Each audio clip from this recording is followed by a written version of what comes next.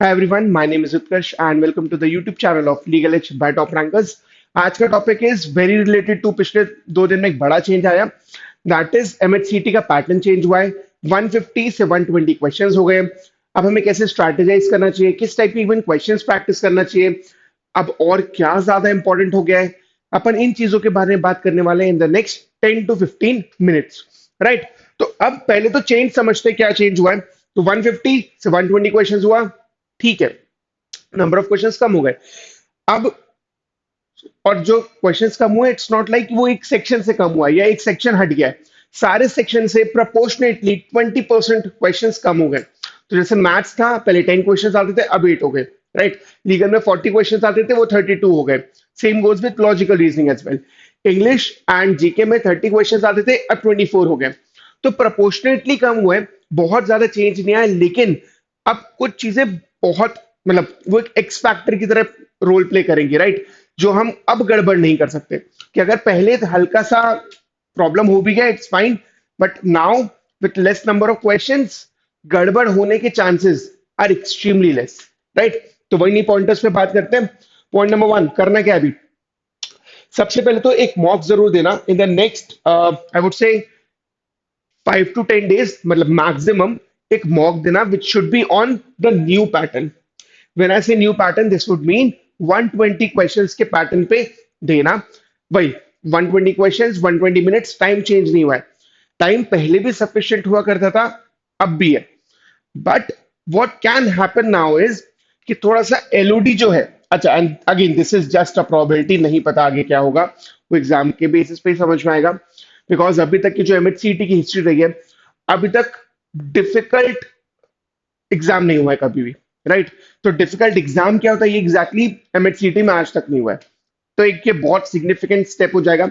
But you never know, number of questions कम किए गए, टाइम उतना ही है, पहले भी डिफिकल्टी नहीं होती। तो इट वाजंट लाइक जैसे क्लैट में होता था कि क्लैट में 150 क्वेश्चन से 120 किए so that it becomes student friendly. Right, 150 questions नहीं हो पा रहे थे। एमएचसीटी में ऐसा नहीं होता है। एमएचसीटी में इवन 150 क्वेश्चंस भी आप डुएबल होते हैं। राइट, बस ये होता है कि उस टाइम पे सॉल्व नहीं हो रहा है, otherwise they were very doable. यहाँ पर अब क्योंकि नंबर ऑफ क्वेश्चंस कम हो गए, इस बात का आपको ध्यान रखना है कि आप जब क्वेश्चंस प्रैक्टिस करें तो वो एलओडी वाइज जो है, नॉट नेसेसरी कि हर मॉक जो आप दो वो हमेशा डिफिकल्ट होना चाहिए, या जब भी आप क्वेश्चंस प्रैक्टिस करो डिफिकल्टी होनी चाहिए, ऐसा नहीं है।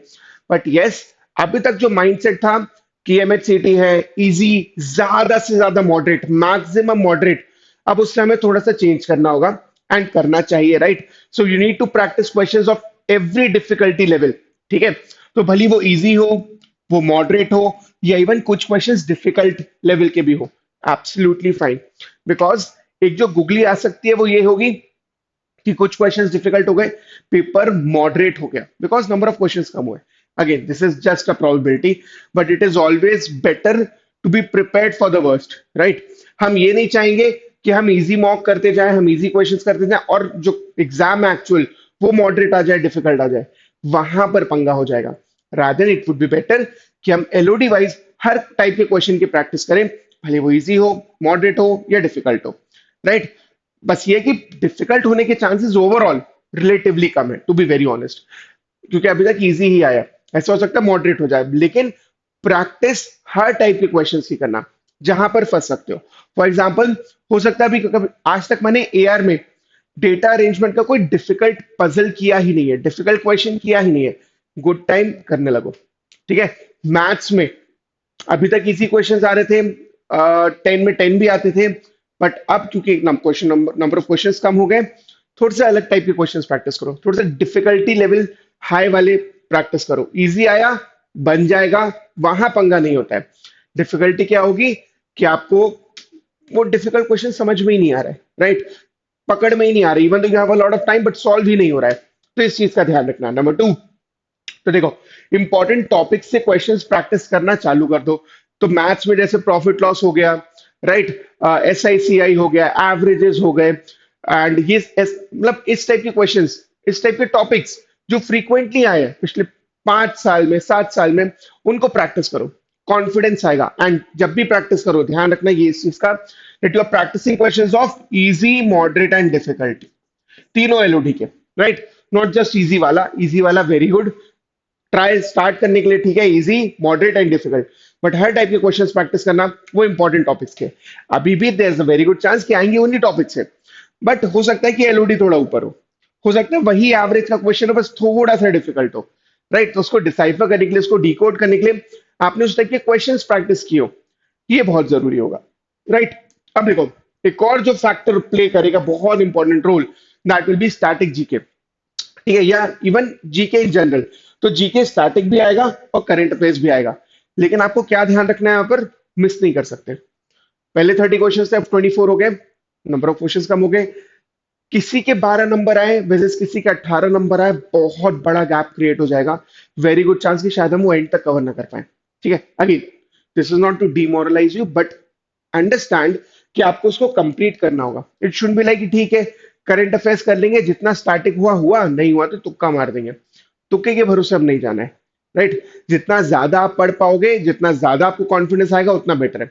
So for all the Elitians, GK की आरसम जो है उसको रीड कर लो, राइट, या जितने भी non alien, you should read Lucent, right. Lucent की जो जीके की बुक है उसको पढ़ लो, अच्छी बुक है। And for all the Elitians, GK के आरसम कंप्लीट कर लो, मिस नहीं करना है।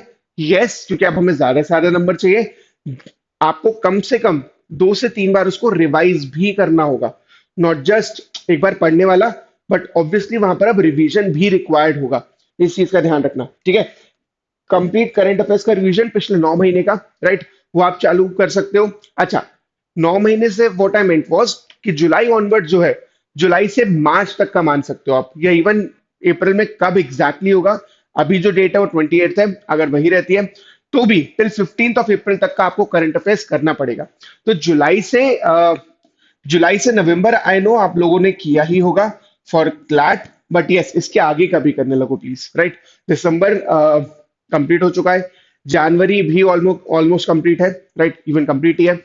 तो यहाँ का करंट अफेयर्स भी करने लगो, ऐसा मत सोचना बस कि उतना जितना पढ़ा है काफी है, अब बहुत फटाफट कर लेंगे, अपन कुछ भी मिस नहीं कर सकते। तो ये भी एक बहुत इंपॉर्टेंट रोल प्ले करने वाला है GK section, GK and maths, even तो दोनों मिलाकर सिर्फ 32 क्वेश्चन है, बट सबसे ज्यादा वेरिएशन जो है, सबसे ज्यादा गैप जो है, वो इन सेक्शंस में आता है, राइट। तो इसका हमें ध्यान रखना है, एंड इसको हमें बार बार रिवाइज करते रहना है।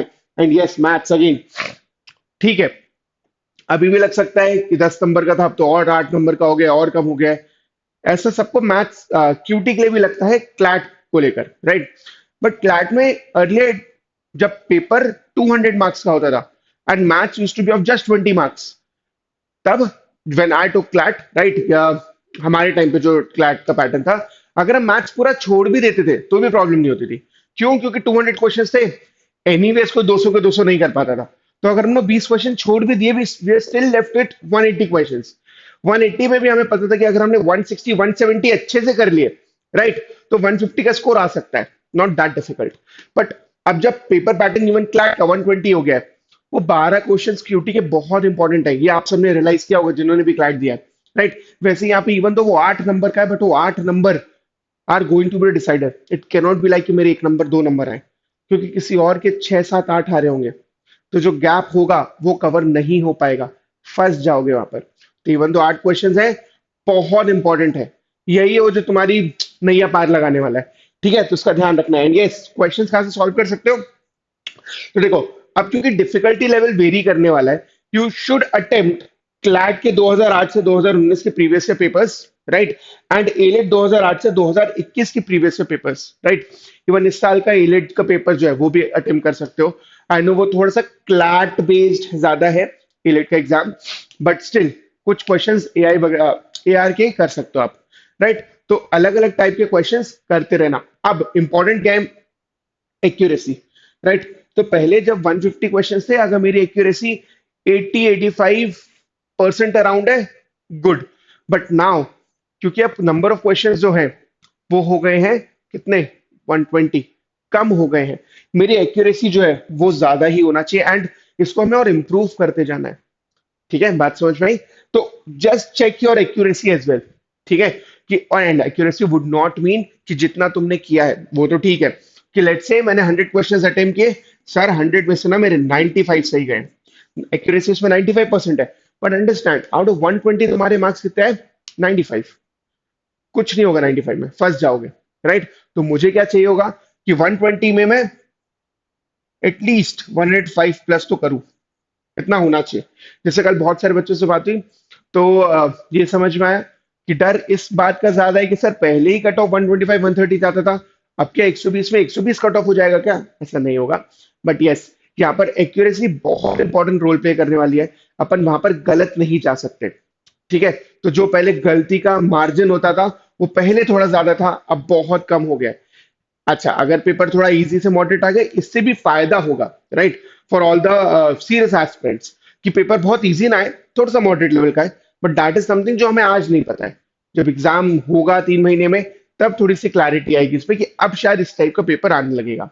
बट अभी के लिए what you should do is accuracy check करना है, अलग अलग एलओडी के क्वेश्चंस प्रैक्टिस करने हैं, एंड प्लीज जो टाई ब्रेकिंग सेक्शन होने वाले, जो डिसाइडर सेक्शन होने वाले हैं, वहां पर हम गलत नहीं जाएं।